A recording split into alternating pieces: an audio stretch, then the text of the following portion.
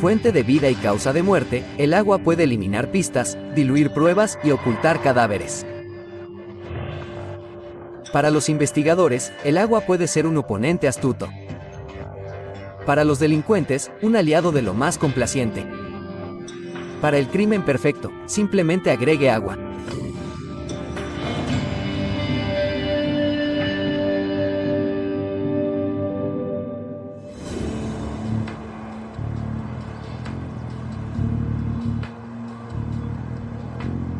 Este crimen tiene lugar en Cloverdale, un suburbio de Surrey, ubicado al sureste de Vancouver, Columbia Británica. Comienza cuando una niña de 10 años desaparece fuera de su casa. Cientos de policías y voluntarios la buscarán. Un científico con un agudo sentido de observación desentrañará su desaparición. El 1 de octubre de 2000, llega una llamada al destacamento RCMP en Surrey a las 5:30 de la tarde. Un padre denuncia la desaparición de su hija. Su nombre es Heather Thomas. En los casos de niños desaparecidos, el tiempo es esencial. La policía actúa rápidamente. Se organiza una búsqueda en todo el perímetro del complejo donde Heather pasa los fines de semana con su padre. El investigador principal es el agente Peter Cross de la División de Crímenes Violentos de la RCMP. Estadísticamente, dentro de las primeras 3 o 4 horas, si no se encuentra al niño, se vuelve muy problemático y es probable que se trate de un delito penal. Peter Cross sabe que los casos de sustracción de menores pueden volverse muy complejos. El agente Chris Drotar también está asignado a la investigación. Como coordinador de expediente, mi función es tomar toda la información que los investigadores generaron durante la investigación, archivarla y revisarla. Determinar si hay algo que deba hacerse. Decidir un curso de acción. Básicamente, gestiona el final del archivo en papel. Estaba con algunos de sus amigos y estaban jugando en el complejo de casas esa tarde. En preparación para regresar a casa con su madre. Alrededor de las 3:30 de la mañana o 4 de la tarde, uno de los niños pequeños del complejo había recibido una bicicleta nueva y dejaba que los otros niños del complejo se turnaran para montarla por el complejo. Simplemente disfrutando de una tarde soleada. Cuando a Heather le llega el turno, anda en bicicleta por el complejo. Esta es la última vez que la verán.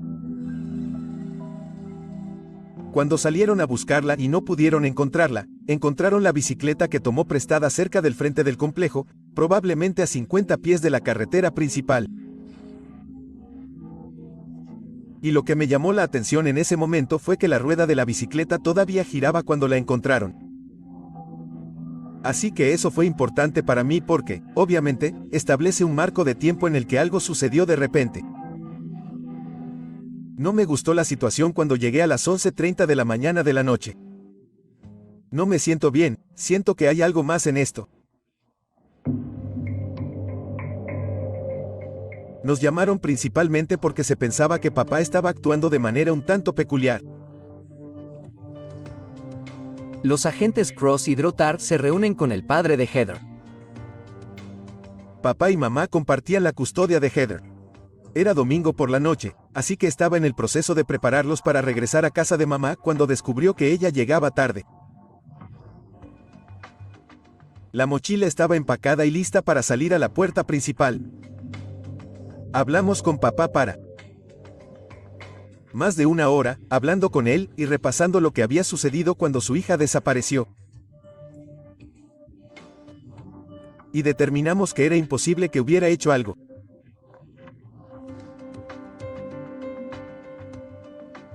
Peter Cross asigna al agente Geoff Parks para hablar con la madre de Heather. Estaba angustiada, devastada. Es un momento muy difícil. Presentó exactamente lo que uno esperaría de una madre que acaba de perder a su hija. La policía rápidamente determina que no tiene pistas sobre la desaparición de su hija. Cerca del complejo se ha instalado un centro de mando. En pocas horas, la investigación sobre la desaparición de Heather Thomas alcanza proporciones extraordinarias. Una vez que pasamos esas 12 horas iniciales, lo tratábamos como sospechoso y como un posible homicidio.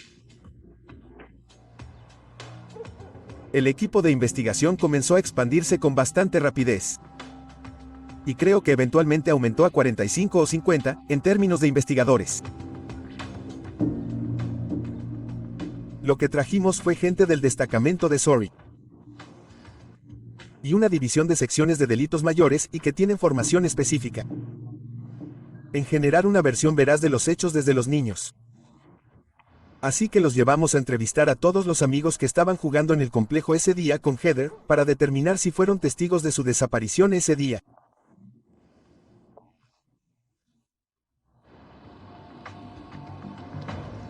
Se registra minuciosamente el complejo de casas donde vive el padre de Heather. La RCMP no deja piedra sin remover. Recorrieron el estacionamiento y anotaron todos los números de matrícula. Cuando la gente se levantó a la mañana siguiente, siendo lunes por la mañana, no queríamos perderlos ni perdernos ningún tipo de evidencia que pudiéramos encontrar, así que asignamos a esas personas allí, y las entrevistaron cuando se fueron a trabajar. Tienes que imaginarte el complejo. Hay muchos niños en la comunidad, hay gente alrededor. Al otro lado de la calle está el recinto ferial de Cloverdale, que ese día tenía el mercadillo con miles de personas allí. Y también está el circuito de carreras. Y por supuesto, ahora había presencia policial, por lo que se volvió bastante en ese momento. La presencia de los medios de comunicación está creciendo. Están constantemente monitoreando la actividad policial y rápidamente detectan una historia que aparecerá en los titulares. Así que ahora esto está recibiendo una cobertura mediática bastante intensa. Inicialmente obtuvo cobertura mediática a través de la costa oeste, luego se extendió a nivel nacional, luego a toda América del Norte y luego incluso a Europa. Los investigadores descubren inmediatamente que la ciudad densamente poblada de Cloverdale tiene una concentración inquietante de conocidos delincuentes sexuales. Siempre hay sospechosos. Elige cualquier vecindario, encontraré sospechosos. Entonces, por ejemplo, si miráramos a los delincuentes sexuales que viven en el área de Surrey, descubrimos que estábamos en el ensilaje.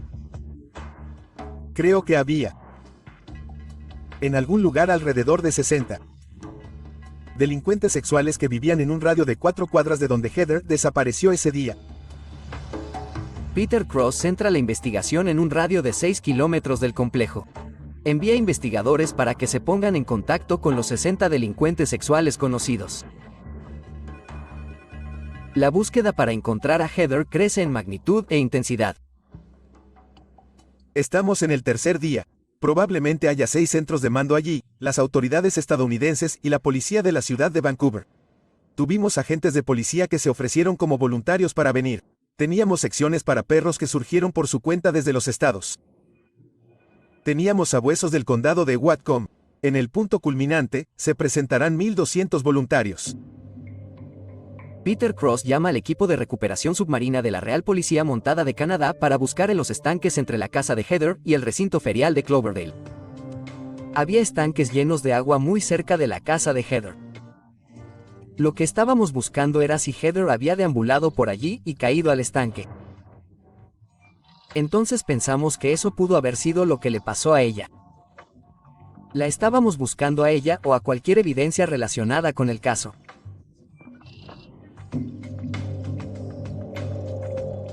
Peter Cross y su equipo están enterrados bajo una montaña de pruebas e informes que requieren seguimiento.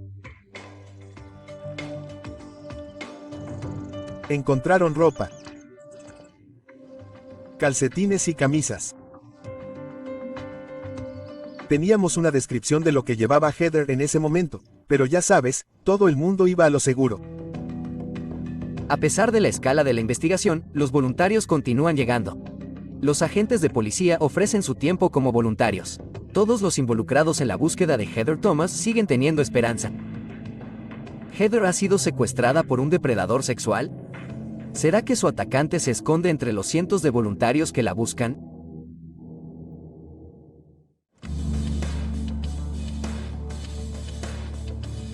El 1 de octubre de 2000, la Real Policía Montada de Canadá comienza la búsqueda de Heather Thomas, de 10 años, que está desaparecida. Vive en un suburbio de Surrey, Columbia Británica, que también alberga a más de 60 delincuentes sexuales. A los pocos días, más de 1.200 policías y voluntarios se suman a la búsqueda.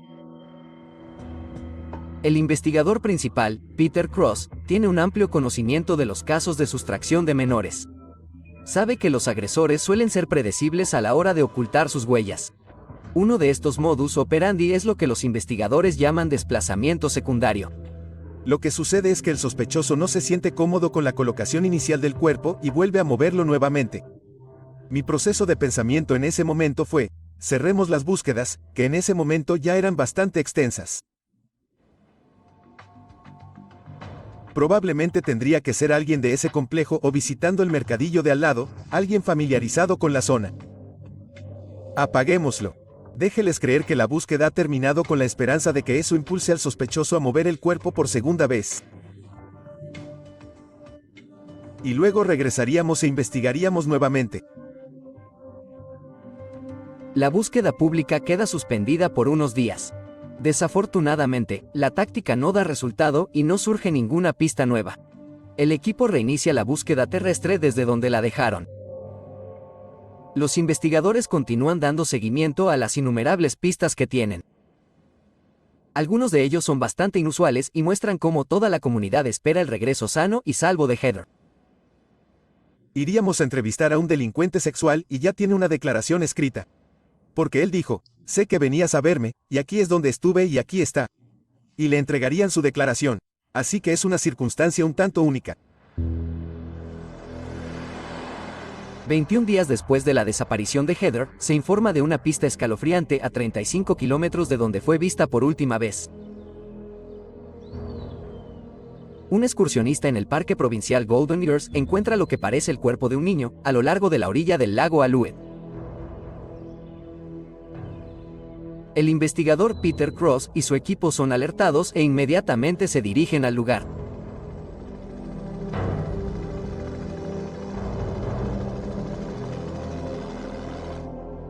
Cuando llegamos, el área estaba anocheciendo y las puertas del parque ya estaban cerradas. Los lados de las carreteras estaban llenos de vehículos, personas y medios de comunicación que querían saber qué pasó y si se trataba de Heather. Tenías esa sensación de hundimiento.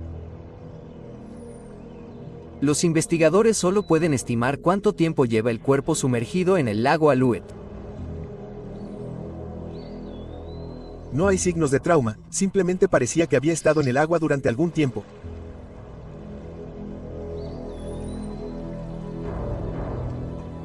Todavía llevaba algunas de las joyas que estábamos buscando.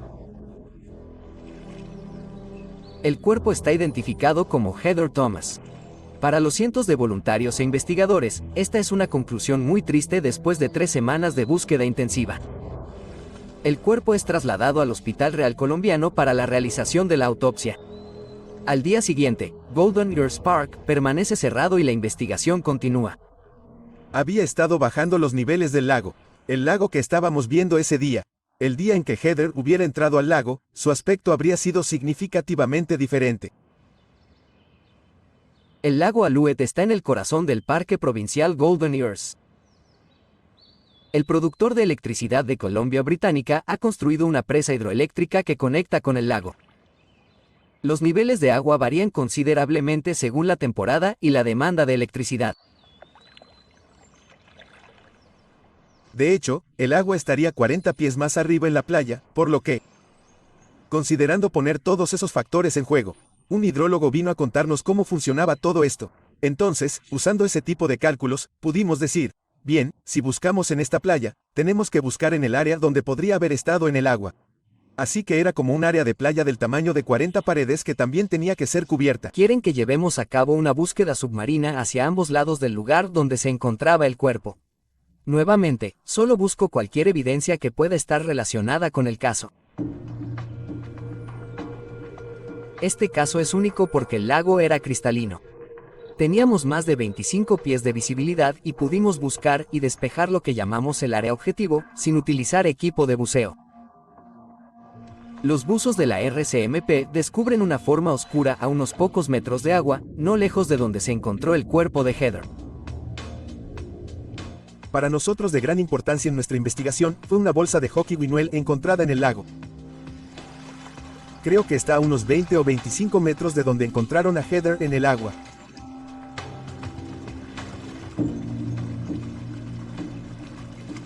En la bolsa recuperamos algunas piedras que usaban para pesarla. Entonces todo eso nos dejó con la opinión de que así fue como la habían transportado al lago. La bolsa de hockey tenía una cremallera rota en la parte superior, por lo que la dejó aproximadamente entre la mitad y las 3/4 partes abiertas, así que no podía cerrarla completamente dentro de él. Y asumiendo que así fue como ella se alejó flotando en una zona de la costa que anteriormente estaba bajo el agua. Los investigadores encuentran más pruebas. Se encontraron varios artículos de Heather. Lo que recuerdo es una brazalete que ella tenía, una pulsera azul celeste que fue encontrada en la orilla. Mientras los investigadores continúan en Alouette Lake, la autopsia comienza. No pudimos encontrar ninguna señal de la causa de la muerte. No hay traumatismos contundentes obvios, ni heridas obvias como un apuñalamiento o estrangulamiento, ni nada por el estilo. Nuevamente hay que tener en cuenta la descomposición en esta etapa. Así que es el clásico problema del cuerpo en el agua, en el sentido de que no necesariamente te ayuda mucho en términos de descubrir exactamente qué sucedió. Tomamos las radiografías y luego obtuvimos las radiografías dentales originales del dentista de Heather. Aproximadamente a las 4 o 5 de la tarde, David Sweet dijo, "Esta es Heather Thomas". Se confirma que el cuerpo es Heather Thomas. Ahora el expediente de personas desaparecidas se convierte oficialmente en una investigación de asesinato. Geoff Parks inspecciona minuciosamente la bolsa de deporte encontrada en el lago cerca del cuerpo. Vi que había material vegetal en las bolsas de la bolsa de hockey y en la propia bolsa. Lo que destacó fueron las hojas de helecho, son helechos espada. Y fue entonces cuando hice la conexión con su cabello. De hecho, esta bolsa de hockey se puede vincular a Heather de más de una forma. Geoff Parks busca un especialista que pueda analizar los fragmentos de plantas. Los investigadores celebran una conferencia de prensa en la que afirman que el cuerpo descubierto en el lago Alouette es de hecho Heather Thomas. El anuncio genera una pista muy interesante. Uno de los despachadores del destacamento Maple Ridge lo estaba viendo por televisión en su casa. Y esta señora recuerda el día que Heather desapareció porque en ese momento estaba despachando en Maple Ridge. Se toma el tiempo para regresar al destacamento, cuando todo este alboroto está sucediendo, y saca el boleto de despacho. Y ella dijo, "Oh, sí, recuerdo que teníamos este vehículo sospechoso". Entonces se acercó a un par de otros investigadores y les dijo, "Puede que te interese esto". Lo miré y era un posible vehículo sospechoso visto en Golden Girls Park el día de la desaparición de Heather. Al final resultó que, fueron los empleados del parque quienes presentaron la queja original. Pensaron que era sospechoso y que el tipo tenía una sudadera con capucha en la cabeza. El vehículo era algo único, conducía muy despacio en el área de estacionamiento. Y, por supuesto, es octubre, por lo que no hay mucha actividad en los parques provinciales en esa época. Poco después se encontraron el vehículo en el parque, pero estaba parado a un lado de la carretera y con el capó levantado. Luego lo vieron nuevamente, ahora estaba saliendo del parque, y en ese momento salía a una velocidad mucho mayor. Entonces hicieron el informe a la policía. Más tarde ese día también. Uno de ellos recordó haber visto el mismo coche, con la misma matrícula, en la zona de embarcadero. Creo que fue alrededor del mediodía de esa misma mañana. Los guardaparques describen el vehículo como un coche de colección. Es un Chevy Impala Lowrider de 1970 y tienen el número de placa. El número de matrícula correspondía a una dirección en Vernon. Comprobó la licencia de conducir de BC asociada con esa matrícula. Mientras lo repasaba, pude sentir que el corazón se me salía del pecho cuando vi aparecer la dirección del complejo donde Heather desapareció ese día. Fue simplemente una sensación increíble. ¡Wow! Ahora tenemos un sospechoso en el asesinato de Heather. Los investigadores están intrigados por el hecho de que el sospechoso cambió su dirección de Burnham BC a Cloverdale el 2 de octubre, el día después de la desaparición de Heather. ¿Podría ser este sospechoso el asesino de Heather Thomas? ¿O es simplemente una coincidencia extraordinaria?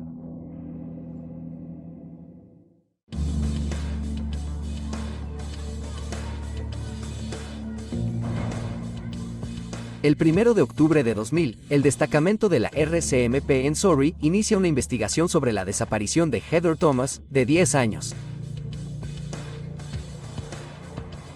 La comunidad ha sido parte de una búsqueda sin precedentes en la historia de Canadá. Participan más de 1,200 voluntarios. 21 días después de la desaparición de Heather, su cuerpo es recuperado del lago Alouette en Golden Ears Park, a 35 kilómetros de la casa de su padre. Un despachador de la RCMP recuerda un informe de un automóvil sospechoso en Golden Ears Park, el día después de la desaparición de Heather. Los investigadores se sorprenden de que el rastro de la matrícula del vehículo muestre que el propietario vive en el mismo complejo que la joven víctima. Se convierte en el principal sospechoso. Estaba bastante eufórico en ese momento. Esta fue finalmente la primera gran pista en un caso. Ahora bien, dicho esto, no tenemos más pruebas que el coche circulando por el parque. Pero para nosotros esto fue muy significativo y, como dije, no creemos demasiado en las coincidencias.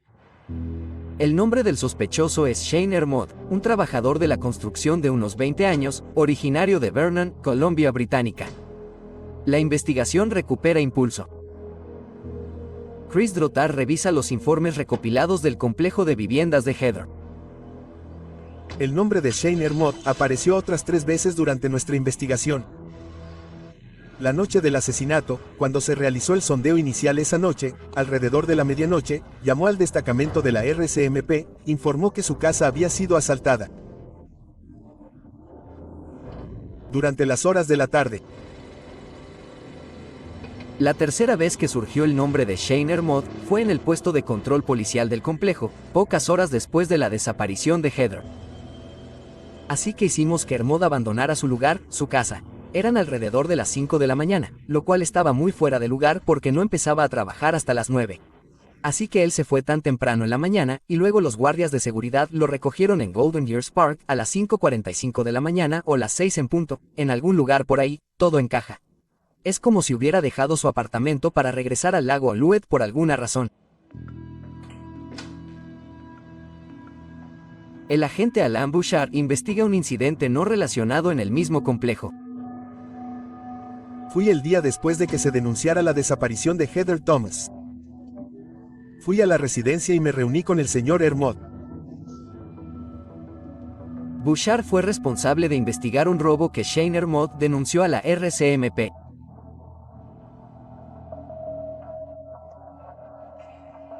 Cuando llegué, noté que habían limpiado el apartamento y aspirado la alfombra. Cuando bajé las escaleras vi equipos de fútbol en el suelo, como si hubieran vaciado una bolsa. Entonces, en ese momento le pregunté al señor Hermod si le habían robado la espalda. Los ladrones suelen utilizar bolsas de deporte o maletas que encuentran en el lugar para llevar los bienes robados. En ese momento busqué lo que podría ser un punto de entrada a la residencia. Había una ventana justo al lado de la puerta corredera del dormitorio, y parecía que había una huella de la palma de una mano en la ventana. De nuevo, le pregunté al señor Hermod si habían robado algo más y me dijo que no. Esto me pareció un poco extraño porque tenía un televisor, una videograbadora, una colección de cromos de béisbol y una colección de cromos de hockey, ninguno de los cuales había sido tocado.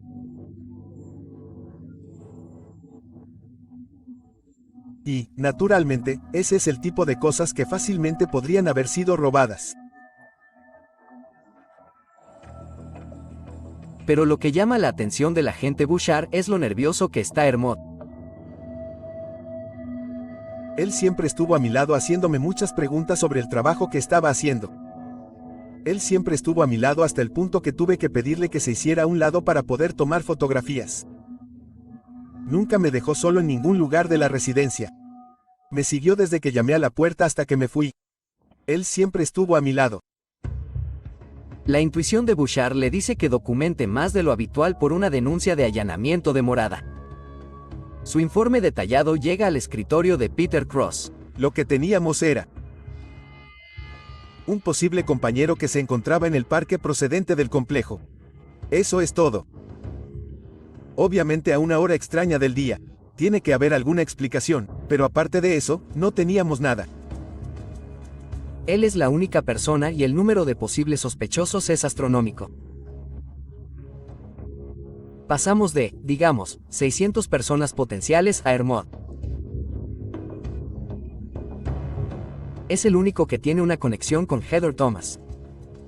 Así que pensé que la única ventaja que teníamos en ese momento era el elemento sorpresa. No puedes saber que vamos a venir. ¿Cómo haces eso? Bueno, tienes que entrar en un modo encubierto. La otra cosa es que no sabíamos nada de él.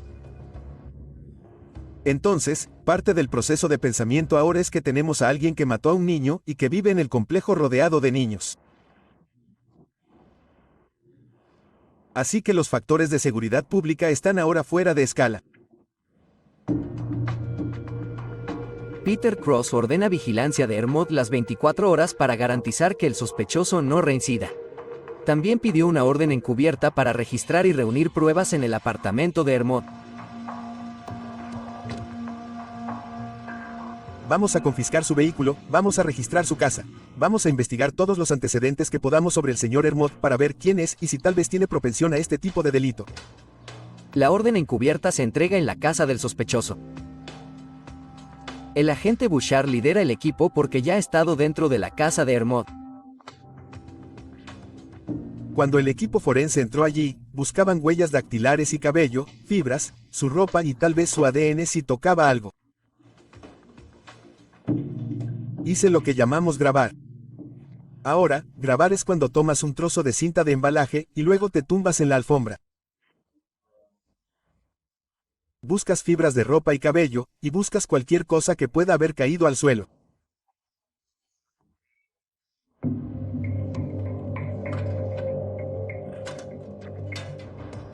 Encontramos este pequeño tesoro de recuerdos. Tenía una caja de zapatos llena de recibos de gasolina. Tuvo su registro para rehacer su licencia de conducir el 2 de octubre, lo cual fue perfecto. Ahora teníamos una fotografía de cómo se veía el día que todos nuestros testigos lo vieron en el parque. 2 recibos fueron muy interesantes. Uno de ellos era un recibo del cine Colossus de Langley, donde había comprado una entrada para ver la película El Exorcista. El otro era un recibo de gasolina de un garaje situado justo enfrente del teatro, en Langley. La operación es exitosa. Los recibos son prueba de que Hermod estaba intentando crear una coartada. Pensamos que esto es algo genial. Ahora sabemos que su historia será su obra de que no fui yo. Yo no lo hice, y aquí está mi evidencia. Los investigadores hicieron creer a Hermod que le habían robado el coche. El agente Bouchard se pone a trabajar buscando el vehículo en el garaje de la RCMP en Surrey. El interior del coche estaba muy limpio. Cuando comencé a sacar la alfombra, descubrí que la subalfombra estaba completamente empapada. Estaba tan empapado que cuando lo apreté, salió agua. Estaba completamente saturado de agua. Eso me pareció preocupante. En ese momento, comencé a mirar el vehículo para ver si había una fuga en algún lugar como el parabrisas. Un experimento que intenté hacer fue sentarme en el auto y pedirle a uno de mis compañeros que tomara una manguera de agua y rociara el auto. Lo que noté fue que no goteaba. Eso indica que alguien trajo el agua al auto. Creo que probablemente para limpiar las alfombras.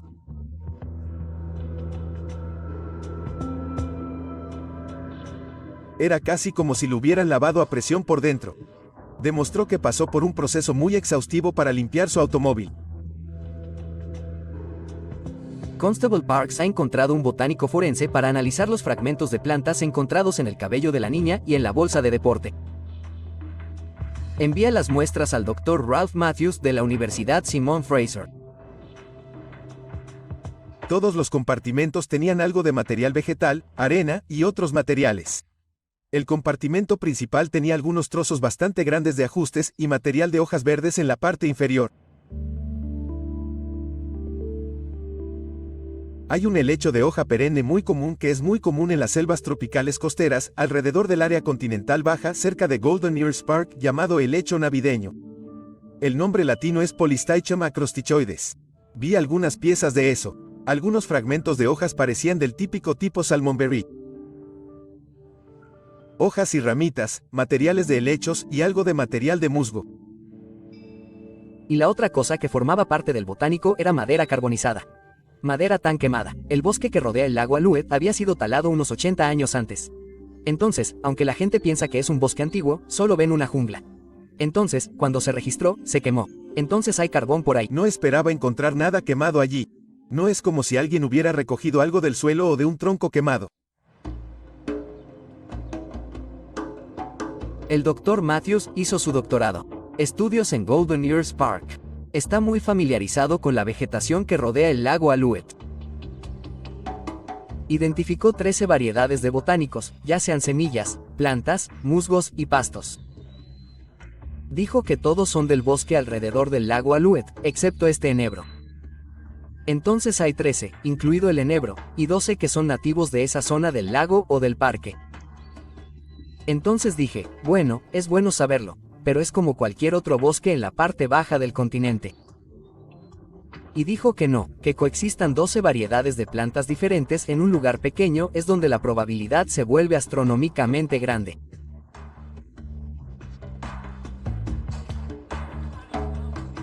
Los investigadores verifican los recibos encontrados en el apartamento de Shane Ermott. Una entrada de cine es de particular interés. Resulta que hay 26 cámaras de video adentro por seguridad.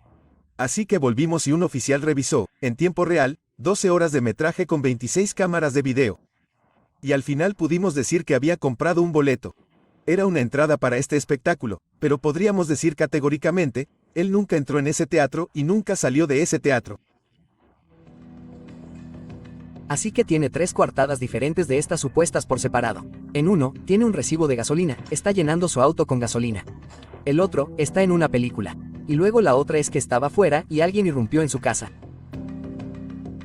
Podemos hacer todas estas conexiones, aunque sean circunstanciales, todavía se conectan. Lo relacionan directamente con el crimen. Todas las pruebas encontradas en el apartamento de Ermott son circunstanciales. ¿Peter Cross y su equipo se arriesgarán a ser arrestados sin pruebas directas?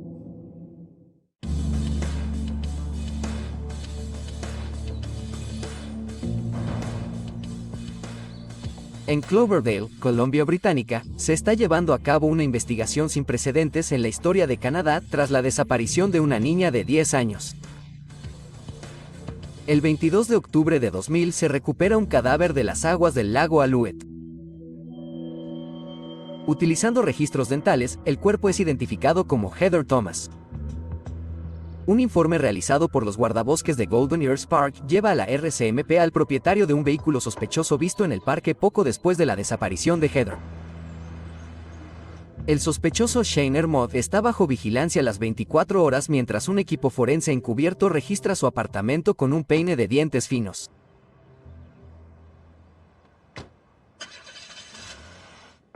Los investigadores reúnen numerosas pruebas circunstanciales. El arresto de Shane Ermott se avecina. Inesperadamente, Ermott se muda del complejo de Cloverdale apenas unos días después del descubrimiento del cuerpo de Heather. Alquilé el apartamento por un tiempo y dije, aquí, adelante. Busca, revísalo de nuevo. El equipo forense que entró inicialmente tuvo tiempo de revisar todo el apartamento incluso más a fondo que antes. Pude encontrar una huella dactilar muy pequeña que me indicó que provenía de una persona pequeña, ya sea un niño o alguien con manos pequeñas. Lo fotografié, levanté la impresión y luego la envié a nuestra base de datos. Sin embargo, una de las desventajas de los niños es que no sudan mucho, por lo que no dejan muchas huellas dactilares en las superficies. El agente Bouchard y sus compañeros pasan varios días en el antiguo apartamento de Ermott. Desafortunadamente, no pudimos identificar ningún rastro de ADN perteneciente a Heather. El 3 de noviembre de 2000, 2 semanas después del descubrimiento del cuerpo de Heather Thomas, Peter Cross obtiene una orden de arresto contra Shane Ermord. No faltan voluntarios para arrestarlo finalmente. Paramos el coche, salí por el lado del pasajero, abrí la puerta y les dije a todos que estaba arrestado por el asesinato de Heather Thomas, a lo que él respondió mirando a su conductor y diciendo, ¿es esto una broma? Y luego siguió diciendo, esto es una broma. Y simplemente lo saqué del auto y le dije, no es broma. Ermord es llevado al destacamento de la RCMP de Surrey para ser entrevistado. Lo retuvieron toda la noche para interrogarlo al día siguiente. No dijo mucho durante unas 3 o 4 horas. Y luego, de repente, fue como, está bien, ya me tienes.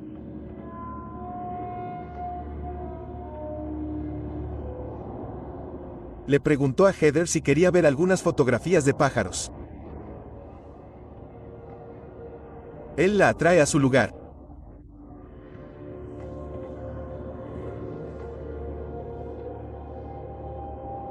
Él comienza a quitarle la ropa y se la quita hasta cierto punto. En este punto ella está empezando a gritar, creo. Él le pone la mano en la cara. Hasta el punto que ella se asfixia y muere.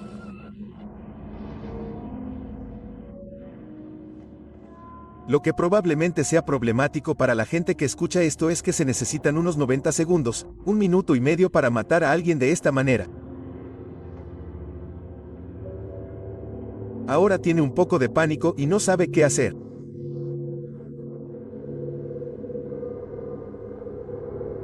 Tira su bolsa de hockey o su bolsa de deporte. La mete dentro de la bolsa. Lo lleva a cabo. Luego la metió en el asiento trasero del vehículo y se fue. Empieza a conducir hasta allí. Necesita gasolina. Entra en la gasolinera. En un momento, está planeando comprar una entrada para ver una película.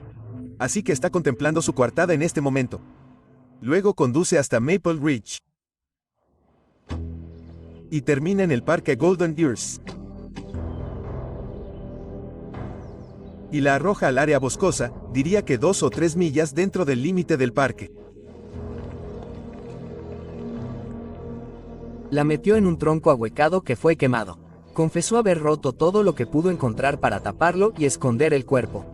Entonces usó hojarasca, salmón, helechos, todo. Simplemente los estaba desnudando y arrojándolos en este tronco ahuecado para cubrir el cuerpo.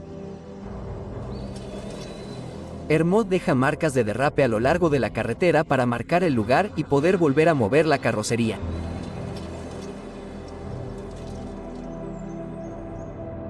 A la mañana siguiente, tal como sospechaba el agente Cross, Ermord regresa al parque y traslada a la víctima por segunda vez. La mete en el coche y luego la baja a la rampa del barco, donde mete la bolsa con ella todavía dentro en el barco.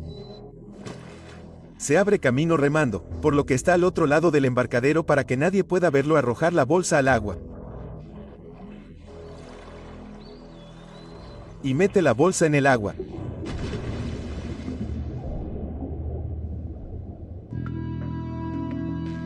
Hay unos 15 puntos clave de su confesión que se superponen perfectamente con la investigación.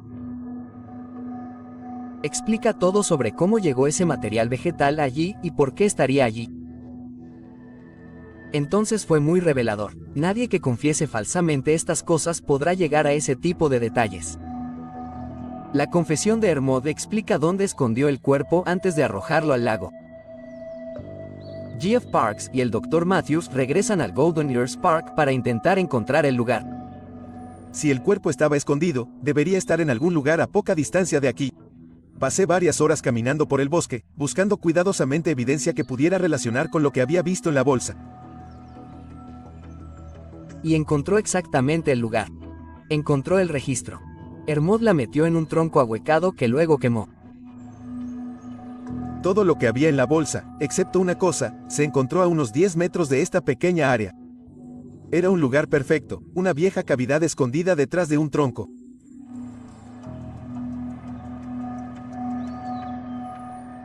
El Dr. Matthews encuentra 12 de las 13 variedades de plantas identificadas en la bolsa de deporte, todas en la misma zona, en el lago Alouette. La probabilidad de que estos 12 elementos botánicos existan en una pequeña área es como, wow, es como un milagro. El Dr. Matthew todavía no puede ubicar el 13º espécimen. 2 pequeños fragmentos de enebro no eran de enebro nativo. No podrían haber venido de Golden Ears Park porque no crecen allí.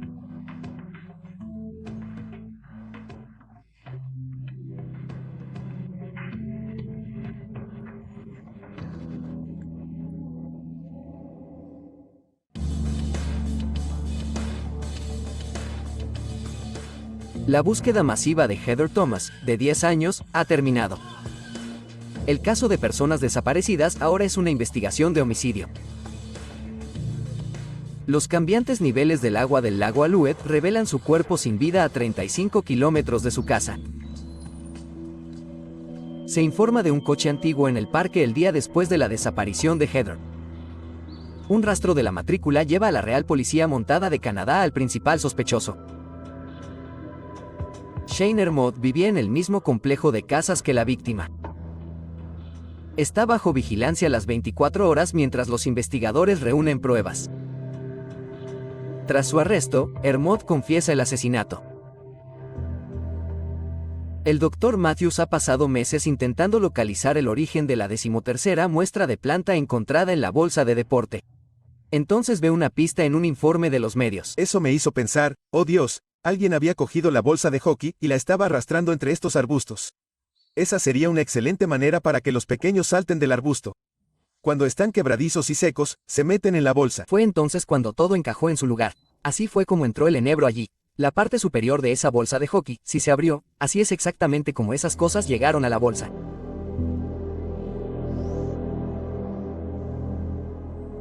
Jeff Parks y yo estuvimos de acuerdo en que eso vinculaba el parque Golden Ears y la bolsa con el principal sospechoso. Más de 2 años después de la muerte de Heather, su asesino va a juicio. El caso de la fiscalía se basa en la confesión de Shane Ermode y en muchas pruebas circunstanciales. ¿Conseguirán convencer al jurado de que Shane Ermode es culpable de asesinato en primer grado?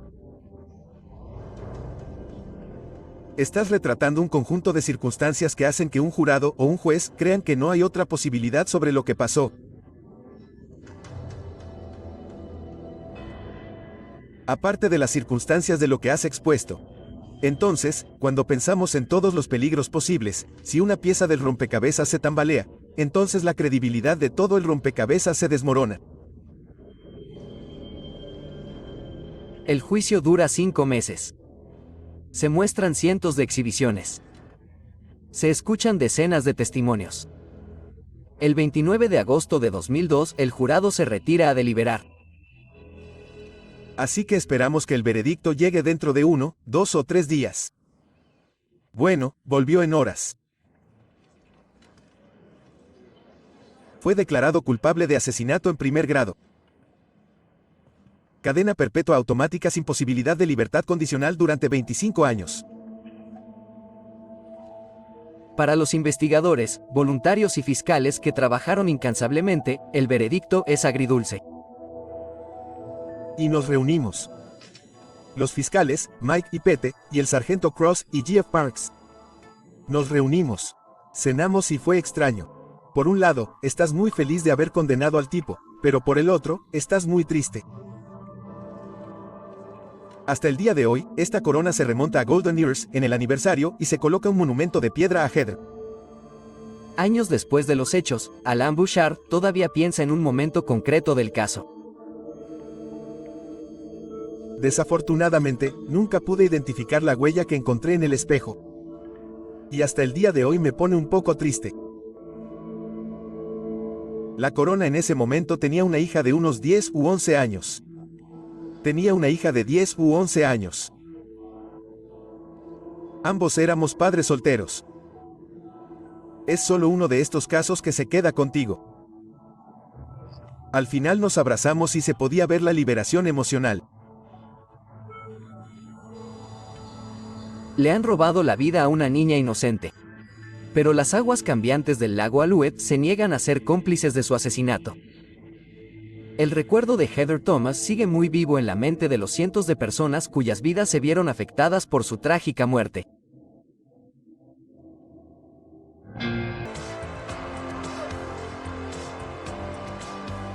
Fuente de vida y causa de muerte. El agua puede eliminar pistas, diluir pruebas y ocultar cadáveres. Para los investigadores, el agua puede ser un oponente astuto. Para los delincuentes, un aliado de lo más complaciente. Para el crimen perfecto, simplemente agregue agua. En la superficie, Edmonton, Alberta, es una ciudad pintoresca y próspera atravesada por el profundo valle y las aguas turbias del río North Saskatchewan. Si miras un poco más profundamente, verás el crimen más siniestro. En un tranquilo barrio residencial encontrarás un marido, un padre y un supuesto cineasta que da vida a su película de terror. Este caso comienza con la cruel desaparición de John Altinger, un sociable hombre de 38 años muy querido por todos.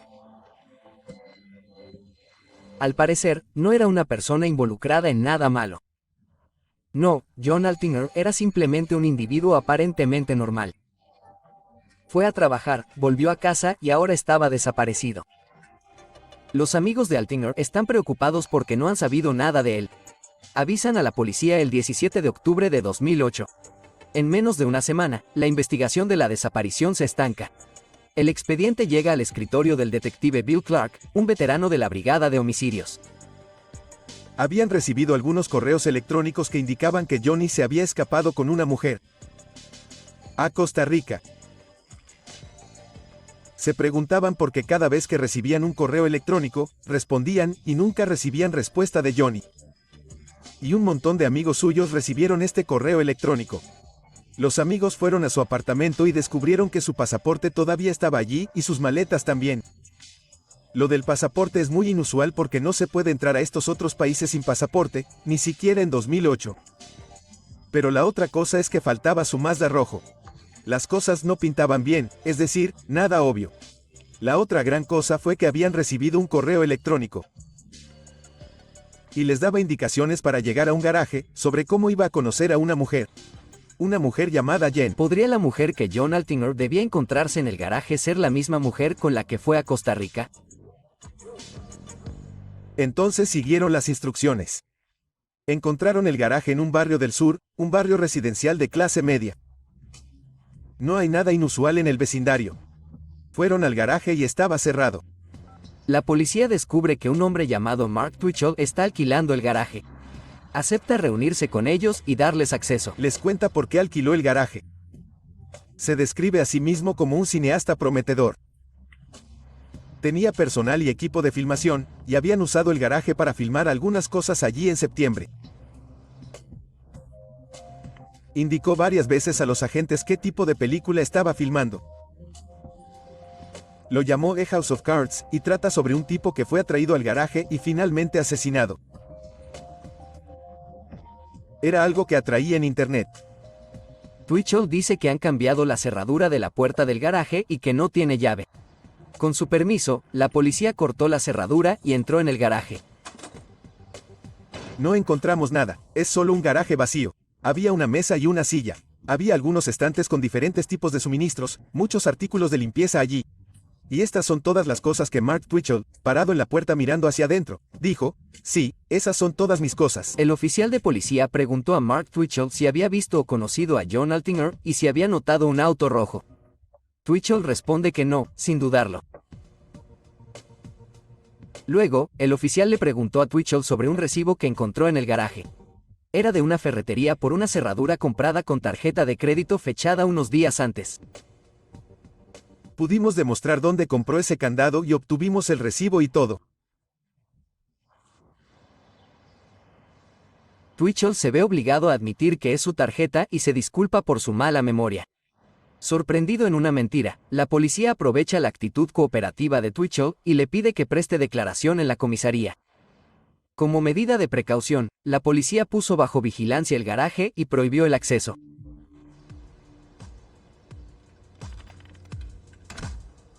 El detective Bill Clark revisa las notas de la entrevista de Twitchell. Está buscando cualquier cosa que pueda vincular a Twitchell con la desaparición de John Altinger. Recuerdo haberme dicho a mí mismo, este tipo, Mark Twitchell, contestó muy bien. Es directo y respondió todas las preguntas. Y tenía respuestas lógicas a esas preguntas. No noté signos evidentes de engaño en esa entrevista. Mientras tanto, la aduana de Estados Unidos confirmó que Altinger no ingresó al espacio aéreo estadounidense, lo que significa que no voló a Costa Rica. Los investigadores ahora sospechan que John Altinger ha cometido un delito. El detective Clark y su colega, el detective Mark Anstey, se dividieron el trabajo. Clark hará el trabajo de campo y Anstey hará el papeleo. El siguiente paso es registrar el apartamento de Altinger. Enviamos a nuestro equipo de examen de la escena del crimen al apartamento de Johnny. El primer paso es enviar a los expertos a buscar señales de lucha, señales de sangre o cualquier señal de juego sucio. Ahí es donde comenzamos con el departamento de Johnny. No necesitamos una orden de registro, así que simplemente entramos y comenzamos a hacer nuestro examen. Al comprender que sus amigos habían irrumpido, no encontraron nada inusual sino lo mismo que encontraron los amigos. Encontraron las maletas, encontraron el pasaporte, los platos sucios. El lugar no está sucio pero está descuidado. Encontraron que faltaba la impresora y sus amigos dijeron que faltaba su computadora portátil. Los investigadores solicitaron una orden de registro para el garaje que alquila Twitchell, pero el juez la niega. No pudimos probar que a John le hubiera pasado algo más que su desaparición. No podíamos decir que lo lastimaron, lo secuestraron o lo asesinaron, no lo sabíamos. Necesita un delito penal para obtener una orden de registro. Luego, el detective Bill Clark decide pedirle a Twitchell que firme un formulario de consentimiento para registrar el garaje. Llama a Twitchell desde su casa en St. Albert, al norte de Edmonton. Twitchell acepta firmar.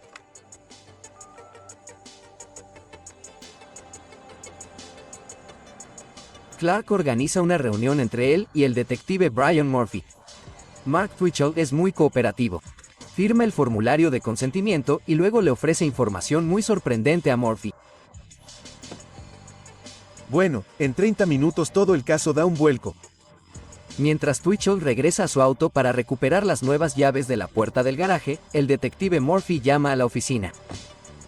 Estamos sentados allí y Brian llama y dice, no lo vas a creer. Mark Twitchell acaba de decirme que le compró un coche rojo a un tipo.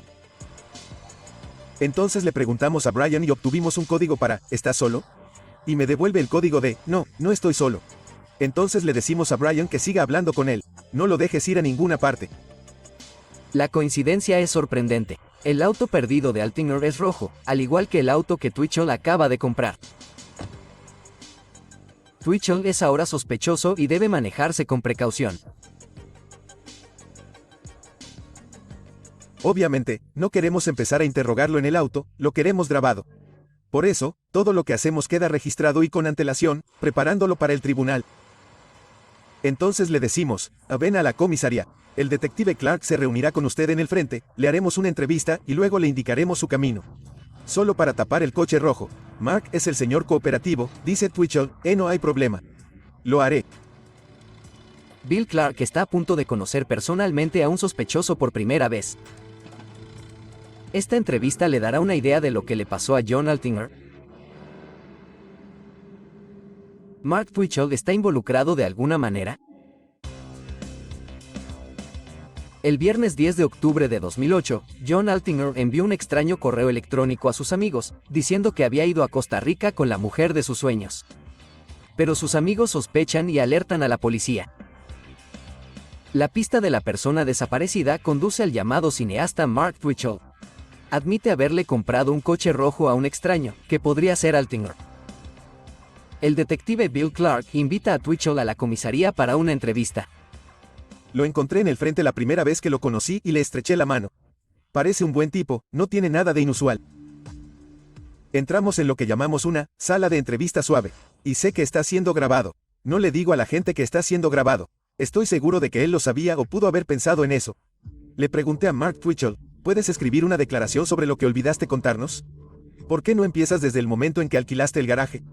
Cuéntame sobre tus películas, cuéntamelo todo hasta esta noche, tan atrás como te lleve.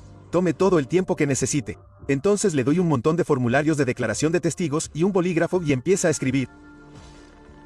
Mientras los detectives Bill Clark y Mark Anstey esperan en la sala de observación, Twitchell escribe página tras página. Escribe durante más de 2 horas, lo cual es increíble.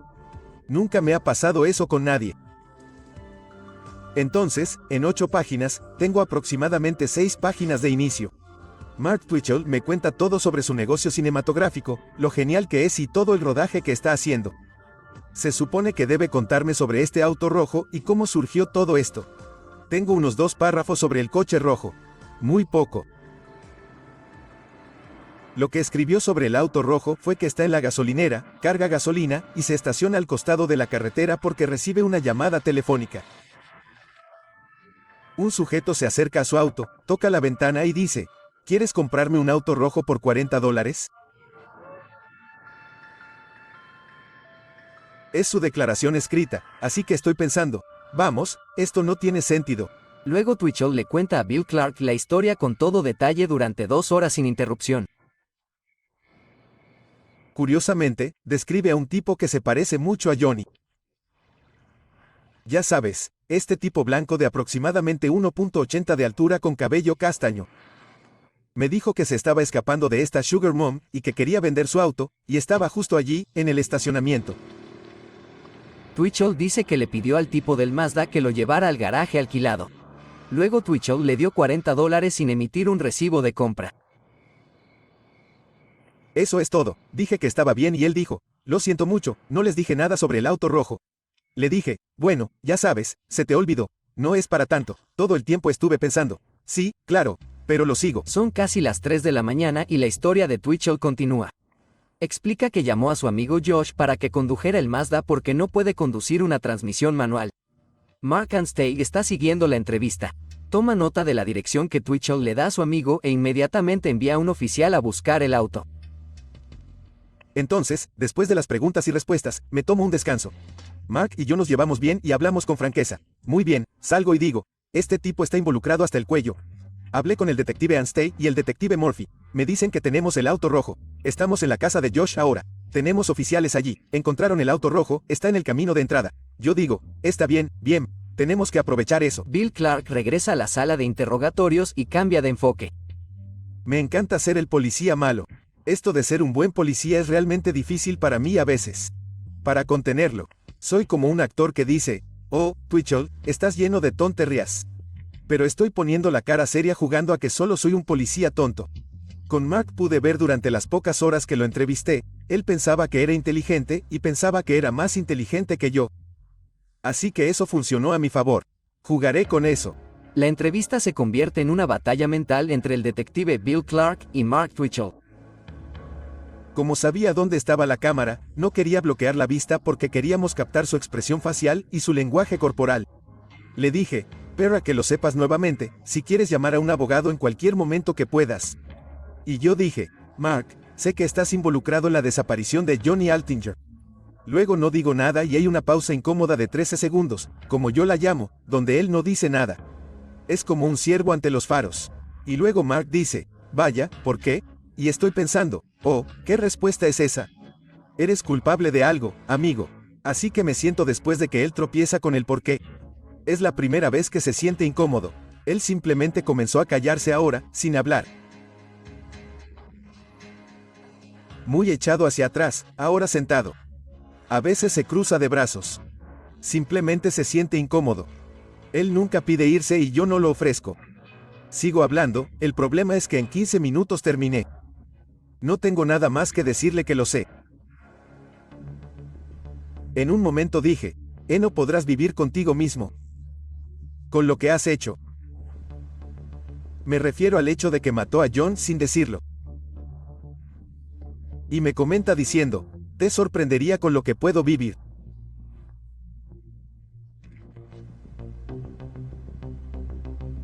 ¿Qué significó realmente este breve comentario? ¿Twitchell ha dicho demasiado? Pero Clark decide no seguir adelante.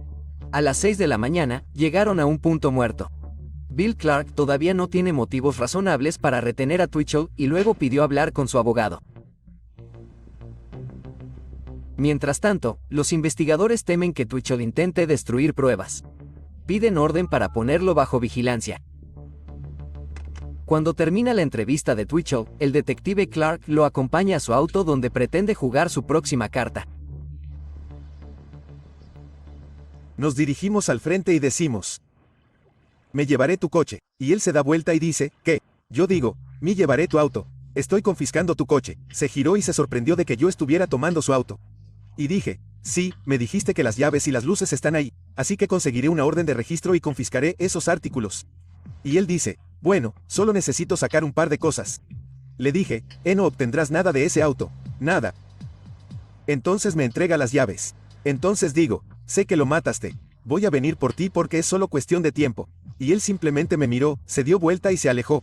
Lo vi caminar por la calle. Mark, como sabemos, no regresó a su casa de St. Albert. Termina quedándose en casa de sus padres en Edmonton, en un barrio del extremo norte. Al día siguiente, teníamos vigilancia en esa residencia y estábamos observando a Mark Twitchell. El 21 de octubre, la búsqueda del coche de Twitchell comienza a revelar muchas sorpresas. La orden de registro del coche de Mark Twitchell fue una auténtica mina de oro. Y tenía un mapa dibujado a mano en un adhesivo amarillo que conducía desde el garaje hasta el apartamento de Johnny Altinger en el Ellerslie Road. Esa es una gran evidencia. ¿Por qué tendrías eso? Tenía pegatinas allí que decían: va a tener sexo con su novia. Ya sabes, mucha evidencia. Encontraron una computadora portátil en ese auto. Puede ver estos elementos, pero eso no le da derecho a examinar el contenido de esos elementos. Pero ahora necesitas una segunda orden de registro porque estás invadiendo su privacidad. Así que conseguimos una segunda orden para registrar el contenido de la computadora. Encontraron un cuchillo en el auto con sangre visible al ojo humano.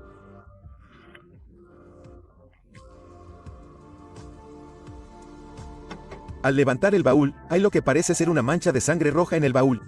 Entonces esto fue enorme. Mientras tanto, también estamos examinando el coche rojo de Johnny Altinger. También hay lo que parece ser sangre roja en el maletero del auto de Johnny. Los investigadores trabajan para crear un perfil de ADN a partir de la evidencia reunida en el apartamento de Altinger. Y ya sabes, no es como CSI en la televisión donde lo llevan al laboratorio, y unos 30 minutos después obtienen un perfil de ADN y saben quién es el malo. Bueno, en la vida real eso no sucede, así no es como funciona. Se necesitan un promedio de 60 días para obtener resultados de ADN. Ya sabes, según la urgencia o el caso. Si le dan prioridad, el tiempo más rápido tardó de 5 a 7 días en hacer todo en 2008. El laboratorio desarrolla un perfil de un solo hombre a partir de la sangre encontrada en el maletero del coche. Pero el problema es que no tenemos el ADN de nuestro hombre desaparecido. El laboratorio logra extraer el ADN de Altinger. Comienzan la comparación de los dos perfiles de ADN de los coches, lo que estiman que debería llevar unos 10 días. ¿Descubrirán que la sangre encontrada pertenece a John Altinger? Y si es su sangre, ¿dónde está su cuerpo? La desaparición de John Altinger inicia una investigación de homicidio sin precedentes. Se recogen decenas de pruebas, entre ellas un cuchillo con restos de sangre. Todo apunta a un principal sospechoso, el llamado cineasta Mark Twitchell. Pero sin un cuerpo, la policía no puede arrestar ni acusar a Twitchell. Entonces ocurre un dramático giro de los acontecimientos.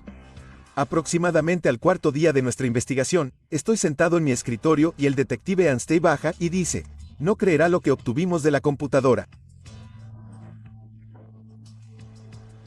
Se habían borrado archivos que fueron extraídos del disco duro por nuestra unidad de delitos tecnológicos.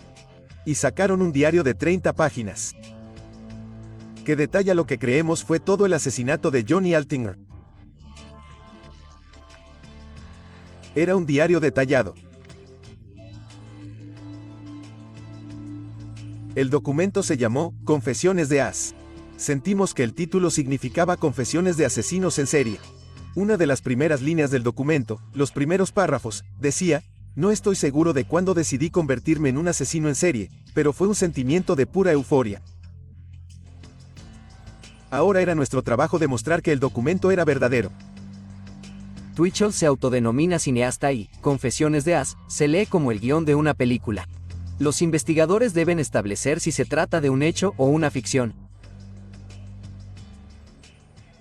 Entonces, el detective Anstey leyó línea por línea este documento de 30 páginas y extrajo todos los datos escritos por Mark Twitchell. Cada vez que tenía un hecho, se lo asignamos como tarea a un detective. No recuerdo cuántos, más de 300 puntos, podríamos probar o refutar en este documento. Y a los detectives se les asignaron todas estas tareas. Las Confesiones de As ofrecen a los investigadores una posible hipótesis sobre la secuencia de los acontecimientos. El narrador del guión describe cómo atrajo a su presa. Bill Clark cree que el narrador es el propio Twitchell. Mark Twitchell configura el sitio web Plenty of Fish ese viernes 10 de octubre por la mañana alrededor de las 10 de la mañana. Él configura el perfil para este personaje de Jen, la chica rubia en el sitio. Básicamente, el sitio alude a tener sexo, un fin de semana de actividades sexuales, ya sabes. Cosas típicas del cine. Su objetivo era atraer a un solo hombre. Su mentalidad era la de un hombre soltero al que no se le echará tanto de menos. Y el que eligió fue John Altinger porque cumplía con todo lo que quería. El hombre soltero estuvo libre durante todo el fin de semana, por lo que hizo arreglos durante esa tarde para reunirse con John. Le da indicaciones para llegar al garaje y fijan una hora para encontrarse. John está muy emocionado de conocer a esta chica. Conduce y llega temprano, y no se da cuenta, cuando entra al garaje, las luces están encendidas y la puerta entreabierta, pero se topa con Mark Twitchell. Mark lo describe en su documento, Confesiones de As. Y Mark es actor y medio. Lo siento, se supone que debo encontrarme con una chica aquí. Oh, sí, debes referirte a Jen. Sí, ella acaba de salir por un momento. Volverá dentro de un rato. Y lo engaña. Se supone que tengo que reunirme con ella, pero llego un poco temprano, y Mark dice, puedes volver. Entonces Johnny se va. Unos minutos más tarde, Johnny recibe un correo electrónico de Jen, quien reprograma su cita. Entonces Mark describe en su documento, Confesiones de As, cómo ahora se pregunta, ¿está bien? Lo llevo a cabo. Ahora casi lo está pensando mejor. ¿Sigo adelante o no? Y decide, voy a seguir adelante. Entonces John regresa ese viernes por la noche. Cuando llega allí, las puertas están a medio abrir y el garaje ya está oscuro.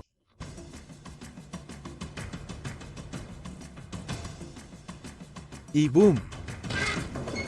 Como se describe en el documento, Confesiones de As, recibe múltiples golpes en la nuca con estos tubos de plomo.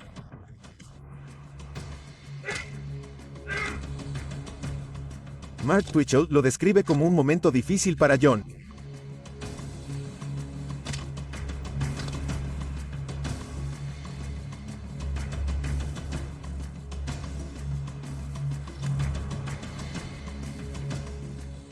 Y John se levanta de nuevo y trata de luchar contra él. Pero está muy atontado por los golpes en la cabeza. Mark Twitchell describe cómo saca su cuchillo de caza y dice, se lo hundí en el estómago y fue puro Hollywood. Recuerdo esas palabras, leyendo esas palabras, pure Hollywood. La forma en que los ojos de John se abrieron de par en par y sintió el cuchillo clavarse en él. Y él dice, lo sostuve allí y murió en mis brazos.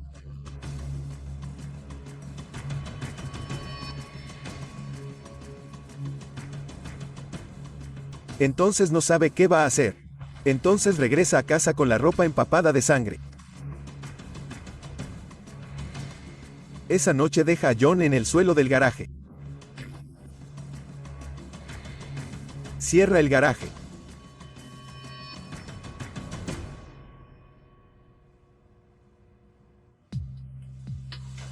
Bastante atrevido, como si acabaras de matar a alguien, sin preocuparte por deshacerte de él, te vas a casa.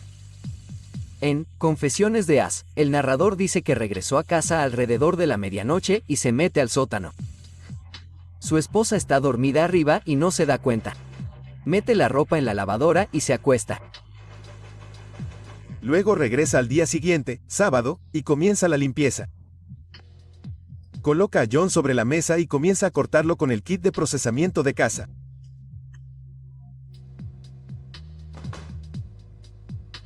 Habla de tararear una canción, cantar una canción, comer patatas fritas y tomar una copa mientras lo hace. En realidad se está divirtiendo. Él piensa que esto es genial.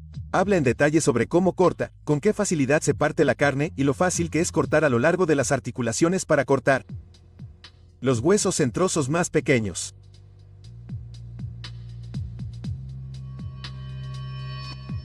Describe cómo lo metió en bolsas de basura verdes. Y entonces todo lo que tiene que hacer es arrojarlo a algún cuerpo de agua en algún lugar y deshacerse de él. El documento, Confesiones de As, continúa describiendo la eliminación del cuerpo de la víctima.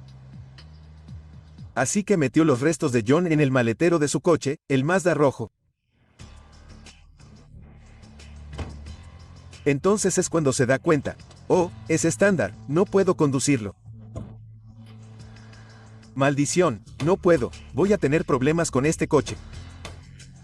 Saca las bolsas. Por supuesto, algo se ha derramado, la sangre está en el maletero. Lo lleva a su auto y conduce durante varios días con él en su auto. No está seguro de dónde dejarlo. Revisa sitios en el río y, por diversas razones, decide no arrojarlo al río. Luego regresa y decide que lo hará con el barril quemado. Lleva el barril a la casa de su madre un día laborable de la semana siguiente, e intenta quemar los restos de John. Pensó que se podía quemar un cuerpo en un barril de 45 galones, porque eso se ha visto en muchos programas. En realidad, se necesita mucho calor para quemar un cuerpo. Entonces estaba quemando estas partes del cuerpo en el barril. Escuchó la sirena de un camión de bomberos y pensó que se acercaban al incendio. Pensó que el vecino vio el humo que salía del barril y llamó. Así que rápidamente tira el barril, apaga el fuego, arrastra los restos del plástico y las partes del cuerpo y lo arroja al garaje de sus padres, esperando que lleguen los bomberos. Pero los bomberos no llegan. Fueron enviados a otro incendio a unas cuadras de distancia. Y lo frustrante fue el documento, un diario de 30 páginas, fuera lo que fuera. Terminó antes de que dijera dónde arrojó el cuerpo. El guión se puso muy raro, y fue donde lo estaban sacando de un archivo eliminado. Y seguimos diciéndole, tienes que encontrar más.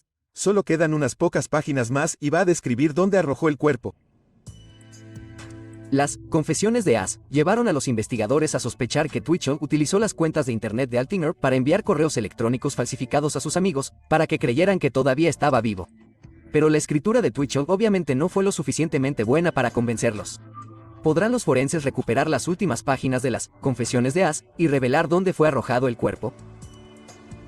Los resultados del ADN confirmarán que la sangre en el auto es de John Altinger.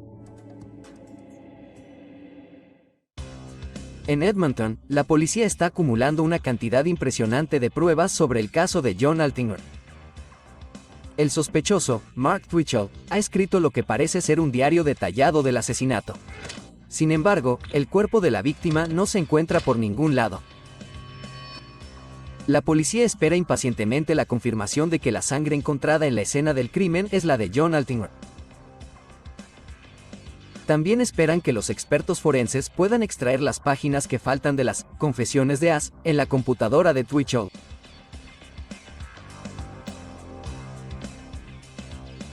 En la casa de Mark Twitchell en St. Albert, el equipo forense encuentra gotas de sangre en la lavadora, en la hebilla de su cinturón y en un par de jeans. Descubren fácilmente una máscara de hockey pintada que coincide exactamente con la descrita por el asesino en las confesiones de As.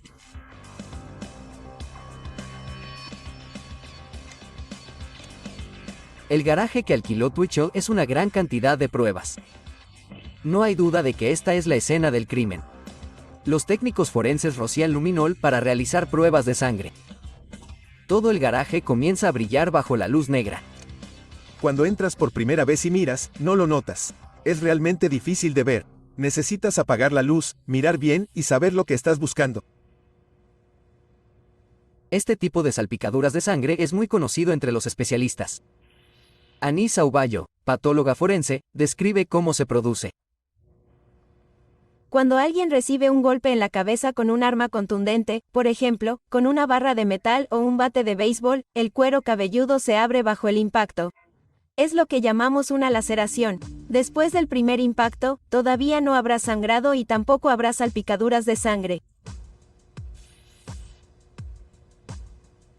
Pero después del primer disparo, el cuero cabelludo que acaba de abrir sangrará y el cuero cabelludo y el cabello quedarán empapados de sangre. En el segundo disparo y en los siguientes, en el momento en que el arma golpea la cabeza, salpicará sangre de toda la sangre que se recoge como una esponja por el pelo de la herida.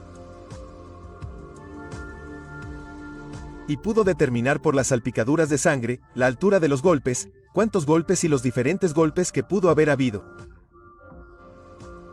Las pruebas coinciden una vez más con las confesiones de As. Twitchell escribe que el asesino utiliza tubos de metal porque es más eficaz que una pistola paralizante. Las tuberías también fueron encontradas en el garaje. Una tenía sangre de John en el extremo. Era una tubería triturada y se podía ver la materia desnuda del cerebro ocular dentro del extremo de la tubería abierta. Había una caja verde que tenía un kit de procesamiento de caza que sirve para procesar caza mayor. Como cazador, disparas a un alce en el monte, sales, lo cortas y abres el kit. Cada herramienta, no sé cuántas hay allí, 6 u 8, tenía sangre. Eso es lo que usó para descuartizar a Johnny. Entonces, a un lado, el barril de 45 galones estaba al lado de la mesa y tenía marcas de quemaduras por cosas que se quemaban en él. Había muchos artículos de limpieza allí. Había guantes de goma, láminas de plástico. No sé si era lejía o qué era, pero productos de limpieza como ese. Toallas de papel y cosas de esa naturaleza. Finalmente, los expertos y la unidad de informática forense pueden reconstruir las páginas finales de las confesiones As. Obtenemos unas 4 páginas más. Y esas 4 páginas ahora describen que arrojó el cuerpo a una alcantarilla en un suburbio de Edmonton. Comienza la exploración del sistema de alcantarillado de la ciudad. Es una empresa inmensa. El examen forense de la computadora de Twitchell ya está completo, pero los investigadores esperaban descubrir una última prueba. Pensamos desde el principio que Mark Twitchell había filmado el asesinato. Pensamos que ese era el motivo de su asesinato, que se había hecho una película snuff sobre el asesinato de Johnny y que íbamos a encontrarla en un disco duro. Sin embargo, cuando recibimos el documento escrito, no había ninguna indicación en él de que él lo hubiera filmado. Era simplemente su plan y su entusiasmo por convertirse en un asesino en serie. Desde su entrevista con el detective Clark, Mark Twitchell ha estado escondido en la casa de sus padres. Se comunica con el mundo exterior principalmente a través de Internet. Durante ese tiempo, iniciamos una operación encubierta donde comenzamos a contactar a Mark Twitchell en Internet. Una de las cosas que supimos durante la semana siguiente a medida que avanzaba la investigación fue que Mark Twitchell había facturado miles de dólares a varios de sus amigos. Había convencido a sus amigos y a varios asociados de que tenía en proceso una película tipo tráiler de 3.5 millones de dólares. Conocemos a 3 personas que invirtieron $35,000 y Mark vivía de ese dinero. Tenía un sitio web, creo que se llamaba Express con una X, Express Entertainment. Entramos en ese sitio web y fingimos que íbamos a invertir con él. Una de las razones por las que hicimos eso fue porque nos preocupaba, según el documento que había escrito, que quisiera ser un asesino en serie. ¿Podría potencialmente salir y matar a alguien más mientras todavía estamos reuniendo pruebas para acusarlo?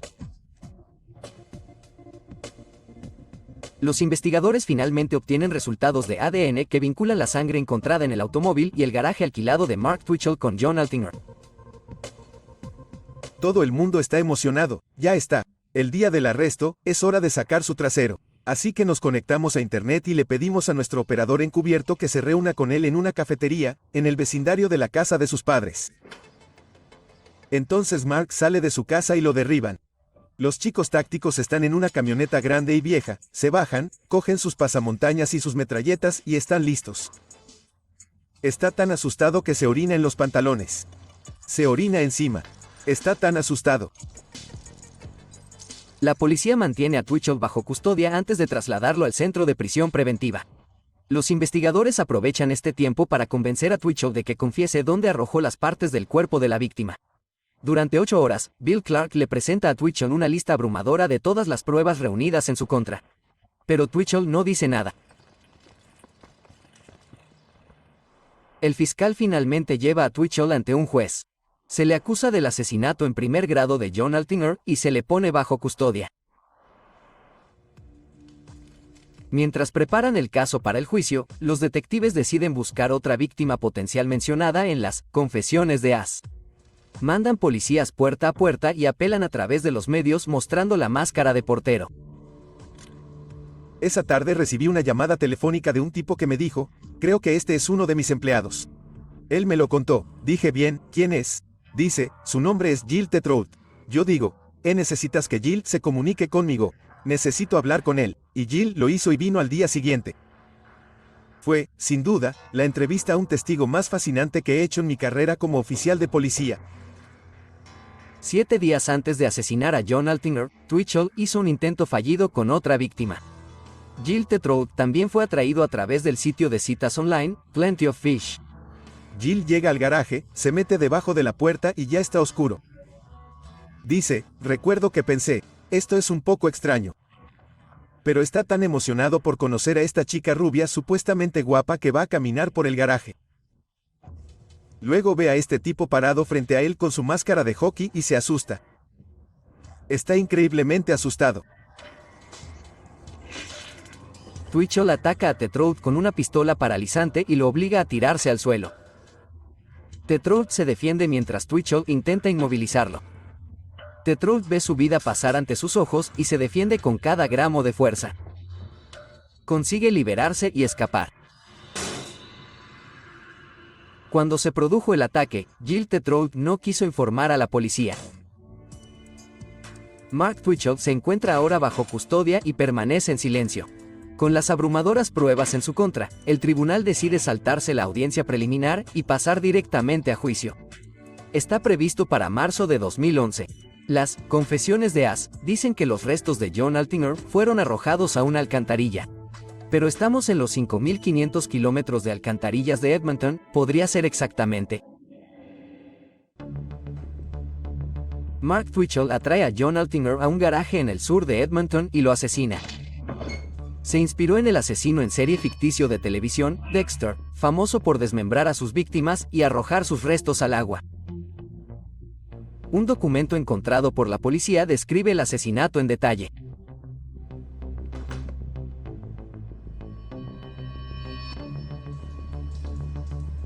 La policía solo puede registrar algunos de los miles de kilómetros de alcantarillas que hay debajo de la ciudad de Edmonton. Mark Twitchell cierra después de su arresto y se niega a revelar dónde arrojó los restos. Todavía no teníamos a John, no pudimos darle un cierre a la familia.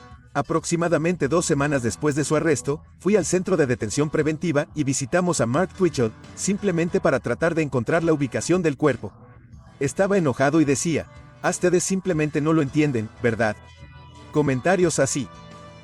El detective Bill Clark no se desanima fácilmente. Visita Twitchell con regularidad para averiguar dónde se arroja el cuerpo. Siempre pensé que este era un buen comentario. Mark, no tienes ninguna circunstancia a tu favor.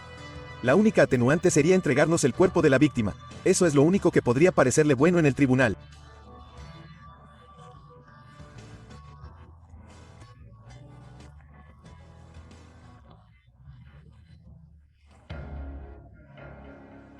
Ahora vamos un año más. Es junio de 2010. De la nada, recibimos una llamada telefónica a nuestra oficina del abogado de Mark Twitchell informándonos que Mark quiere darnos algo.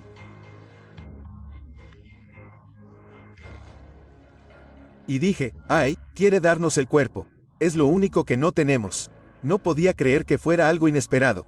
Casi 2 años después. Luego, el abogado de Mark Twitchell entrega un mapa impreso a la policía. Twitchell lo había marcado con la ubicación de los restos de Altinger, cerca de la casa de sus padres. Irónicamente, esto estaba cerca de la extensa área buscada originalmente por los investigadores. Fuimos allí esa noche y le quitamos la cubierta al hombre, y era tal como lo describió. Y pudimos ver lo que parecían partes del cuerpo en la parte inferior. Era difícil saberlo, tomar una linterna y echar un vistazo. Entonces llamamos a la unidad de escenas del crimen, por supuesto. Prepararon la camioneta y estuvieron allí durante 2 días revisando eso. Cuando finaliza la búsqueda, se recuperan muy pocas partes del cuerpo. Se encuentran en un avanzado estado de descomposición, característico de restos que han pasado años en el agua. La adipocere se producirá en ambientes húmedos, en pantanos o alcantarillas, por ejemplo. En el momento en que el cuerpo se expone a un ambiente muy fluido y muy acuoso, se produce una transformación química de su grasa, que se vuelve como una gran masa de mantequilla rancia. El beneficio para el patólogo forense es que en este estado el cuerpo se conservará mejor por más tiempo que si estuviera en un campo expuesto al sol, a los animales o al viento. Por otro lado, en una alcantarilla también podrían haber ratas. La policía recupera el torso, la pelvis, algunos huesos y un diente de la víctima. El resto probablemente fue arrojado por las alcantarillas al río, pero tienen suficiente para identificar los restos. Todavía es posible establecer ADN a partir del propio hueso o de los dientes. Los dientes son un buen entorno y preservan el ADN durante mucho tiempo. El perfil de ADN demuestra que los restos pertenecen a John Altinger. Ahora los investigadores están listos para presentar sus pruebas en el juicio. No solo han logrado recuperar el cuerpo de la víctima, sino que también han establecido cómo se cometió el asesinato. Los investigadores dividieron las confesiones de As en casi 300 declaraciones y se propusieron probar o refutar cada una de ellas. Bill Clark y su equipo tuvieron mucho éxito. Esto llevó meses, pero al final de la investigación, alrededor del 86% pudimos demostrar que era cierto. El juicio se abre a un frenesí mediático. Todo el mundo quiere saber más sobre la extraña relación de Mark Twitchell entre realidad y fantasía. Cómo atraía a sus víctimas a través de las redes sociales, la brutalidad del asesinato y las confesiones de As, el diario personal de Twitchell sobre el asesinato. La mayoría de los juicios son aburridos porque la corona tiene que ser muy detallada, establecer todos los hechos, qué están haciendo todos, cómo encontraron las pruebas y cosas así. En este caso, excepto un día, todos los días fueron convincentes. El jurado condena a Twitchell a cadena perpetua sin posibilidad de libertad condicional durante 25 años. El detective Bill Clark está satisfecho con el veredicto, pero no puede ocultar su preocupación. En Canadá, podría quedar libre después de 25 años. ¿Te imaginas que ese tipo de 55 años pudiera estar sabiendo todos los errores que cometió? Y sus pensamientos no van a cambiar. ¿Cómo puedes dejar salir de la cárcel a un tipo con esa mentalidad?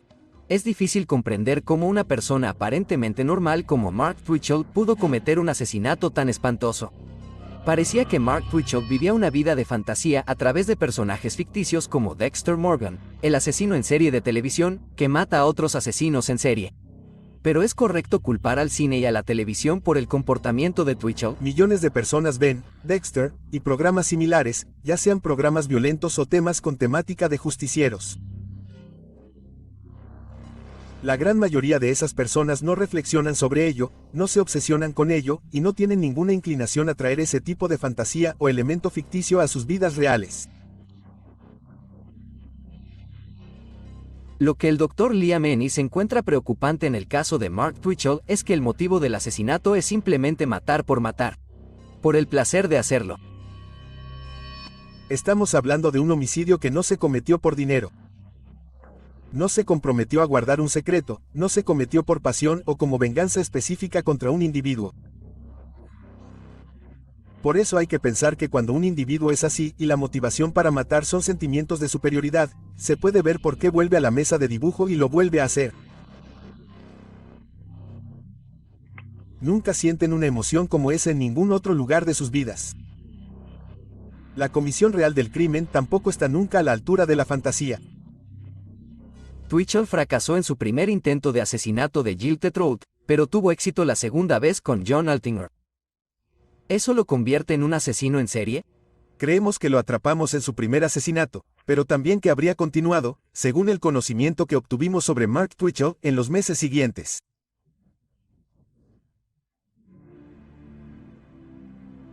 Este crimen se desarrolló en la delgada frontera entre la realidad y la ficción. En la superficie, una cita suburbana normal entre un hombre y una mujer que buscan una relación. Debajo de la superficie, la monstruosidad de una mente enferma, el placer de matar y las aguas fétidas de las alcantarillas de la ciudad.